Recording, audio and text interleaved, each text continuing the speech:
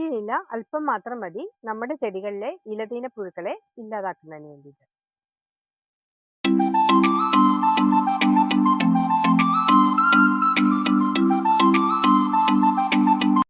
Hi, നമസ്കാരം. എല്ലാ കൂട്ടുകാർക്കും പുതിയൊരു വീഡിയോയിലേക്ക് സ്വാഗതം.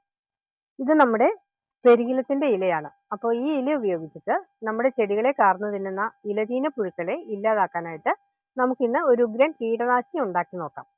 അപ്പോൾ വീഡിയോയിലേക്ക് പോകുന്നതിന് മുമ്പായി നമ്മുടെ ചാനൽ ആദ്യമായിട്ട് കാണുന്നവരുണ്ടെങ്കിൽ ഒന്ന് സബ്സ്ക്രൈബ് ചെയ്ത് സപ്പോർട്ട് തരണേ. വീഡിയോ ഇഷ്ടപ്പെട്ടാൽ ലൈക്ക് ചെയ്യാനും കൃഷി ഇഷ്ടപ്പെടുന്ന കൂട്ടുകാരിലേക്ക് ഷെയർ ചെയ്യാനും മടിക്കരുത്. അപ്പോൾ നമുക്ക് വീഡിയോയിലേക്ക് പോകാം. ഈ ഇലയുടെ നീരാണ് നമുക്ക് വേണ്ടത്. കല്ലിൽ വെച്ചിട്ട് നന്നായിട്ട് ഇതൊന്ന് ഇടിച്ചു പിഴിയാം. ഇത് കീടനാശിനിയായിട്ട് മാത്രമല്ല എടുക്കാവുന്നത്. നമ്മൾ കൃഷിക്കായിട്ടൊക്കെ ചാണകം കൂട്ടിയിട്ടില്ലേ, അപ്പോൾ ഉണ്ടാകുന്ന പുഴുക്കൾ ഈ ഇല കുറച്ചിട്ട് കൊടുത്തു കഴിഞ്ഞിട്ടുണ്ടെങ്കിൽ ആ പുഴു ഇല്ലാതായിക്കോളും.